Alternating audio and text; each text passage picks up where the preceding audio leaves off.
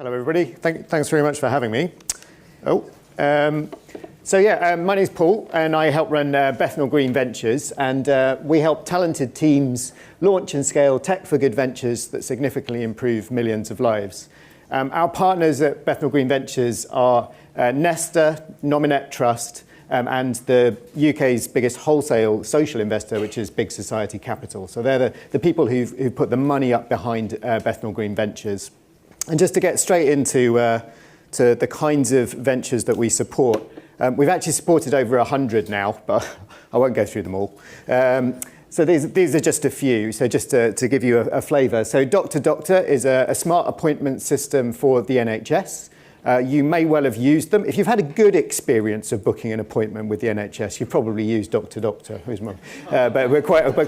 But quite often you don't know that you're using Doctor Doctor. They're used by about 9 million patients in the NHS now, and whenever you turn it on in a hospital, they're used by about 11 hospital trusts. The number of DNAs, did not attends, drops by about 40%. And all of their customers have saved over £1 million within the first year of using the system. Connectis is a service that helps domiciliary carers to organise their workload. So it actually sits on a tablet in the person who needs care home, and carers check in, check out, and family members can also see what's going on in that. That's currently a service that's being piloted, mainly in Bradford, but actually in a couple of other places as well, in partnership with Samsung.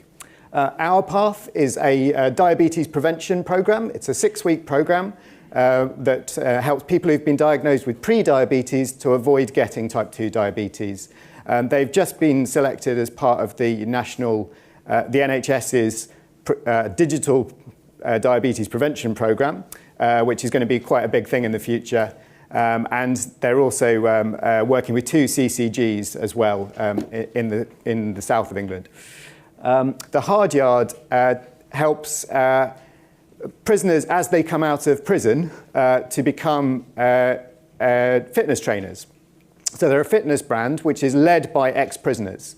It turns out that the second most sort of popular qualification that people do when they're in prison is their fitness instructor qualification. So actually, there's quite a few people that this applies to, and it's doing super well. There's loads of people signing up for these really tough prison workouts. And so when you get to January and you want to get a bit fit, sign up for the Hard Yard. It'll sort you out. Fairphone is the world's most ethical and environmentally friendly smartphone. I've got one in my pocket here. They source the minerals away from conflict zones. They have manufactured under fair working conditions in China, and it's also modular, so you can replace parts of the phone. If something breaks or something you want to upgrade, you can just take out that bit and replace it rather than having to get a whole new phone.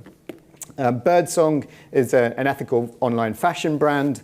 Their tagline is no Photoshop, no sweatshops. They're basically a feminist fashion brand, and they are actually sourcing their products mainly from women's groups, whether that's women's refugee groups or groups of older women who are producing the clothes, and that money goes into funding their community groups. So they're trying to use the online world to generate revenues for women's groups, mainly in the UK, but also in other countries as well. And finally, Commonplace is a citizen engagement platform, mainly around planning. So they've got about 47, I think, customers now, all across the UK and a couple in America. And it's a mobile app that allows people to get involved in planning decisions and to shape the way that planning decisions are made at quite a detailed level. And they've just been selected as the community engagement platform for HS2. So that's going to be quite controversial, I think, but that's what they do. So it just gives you an idea of some of the things that we funded. But as I say, there are over 100. I won't talk about all of them. And what we really are is we're both an investment firm and a community. Our aim is to try and get as many people as possible who've got the skills to build new technology to use those skills for good. And we do that by growing our community, but also by investing in ventures and ideas that come out of that community and helping them to grow. So how does it work? Well, we have that community. In London, it's sort of best known probably for the Tech for Good meetup, which has over 6,000 members, which we coordinate. It's actually springing up in lots of other places as well. We launched it last night in Helsinki, and is launching in Lisbon and a few other cities as well across Europe. Then we run what we call our accelerator program. So we get applications in, we usually about 200. We select the top 40 of those for interview, and then we pick about 10 of those ventures for investment. We invest £20,000 into each venture, and we give them a 3-month program where we really help them to listen to users, to understand the problem they're trying to solve, and build a product that we think can help in that situation. We then, for the ones where it works out, and it doesn't work out for all of them, absolutely, we offer further investment, but it's a lifelong support offer. You know, some of the ventures that we funded 5 years ago, we're still very involved in, Dr. Doctor being one of those. So it's not like it goes away. And what we're looking for is a proven impact on millions of people. And for us, we're also looking for a return on our investment. So we take 6% of the shares in those ventures when we make that initial investment. And we're hoping in the end to be able to prove that investing in tech for good can be just a good investment. We started out actually in 2008 in Bethnal Green, hence the name. And we started out running hack weekends. So we called them social innovation camps. And what happened was we would bring together people who understood particular social problems, particular social issues, and technologists and designers and business people, and get them to hack something together, build a prototype over the course of the weekend. And what we basically noticed was that people kept on coming to us at the end of the weekend and saying, well, how do I quit my job and turn this into something bigger? And so that's where Bethnal Green Ventures came from. It came from a demand from people who wanted to use their skills to address social issues using technology. And we've really just built on that, to be honest. That's where we're rooted, and that's how we've developed. And just a little bit about our performance. So that community I talked about, over the last 5 years, it's been growing at about 60% a year, and we're pretty sure that's going to continue into the future. As I say, we've backed over 100 ventures now, 104. We had our 11th demo day, so the last point of those accelerator programs last night, where 9 new ventures emerged onto the world. They're all very good. You should go and have a look. In the last quarter, we measure our impact every quarter. In the last quarter, there's 16 million people benefiting from a product or service that had been supported by BGV. We're very, very keen on having a strong diversity in the founders that we back, which is, dare I say it, not something that you find in most tech startups. So we're at 42% of the people who are working for BGV Ventures are female, which is actually 3 times better than the tech startup average in London. And our ventures have gone on to raise £39 million of further investment outside of us. So that's either from equity investors, some grant funding, some loans and so on, but it's quite a big number now. And we've invested about 2.1 million in total.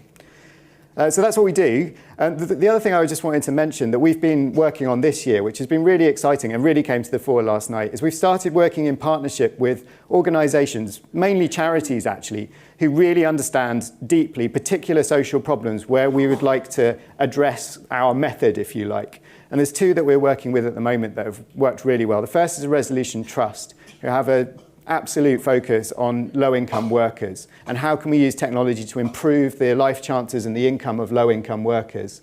And that's been fascinating. What we've been doing with them is trying to sort of push out the idea to founders that, okay, what would you do to try and address this? And we backed 2 ventures in that space. One of them demoed last night, which is called Labour Exchange, which helps people who can't get enough working hours, so who are on low hours contracts, and it helps them to find extra work in the hours when they know they are going to be available, which at the moment most job agencies won't do. And then the other partnership that we've got is with the Children's Society, where we're looking for ventures that can help address the needs of vulnerable young people. And again, we've backed 2 ventures in that space, which demoed last night. One is Ally, which is a chatbot that helps young people who are at risk of homelessness to navigate all of the paperwork that they might need around housing benefit, around legal issues to do with housing and so on. But it's all done within Facebook, so they don't have to ever see a form. It manages to fill all those forms in on their behalf using Facebook. And then the other one is called Mind Moose, which is helping young people potentially with mental health issues to deal with those when they're still very young, so ages between 7 and 12. And there's very good evidence that if you can make early interventions in mental health, then you can prevent it in later life. So those are just two that we're working with the Children's Society. And it's been really interesting for us to work with them and understand. They've helped us to understand where the problems are that their users face. And it's been really interesting also to work with their staff and sort of to, I guess, expose them a little bit to the way that we work and the way that we help startups go very, very quickly, fail fast, but then learn and do something better. So that's just a little bit about Bethnal Green Ventures. I think we're probably a slightly different approach to most of the things that you've heard from today, but very, very happy to answer any questions. And thanks for having me.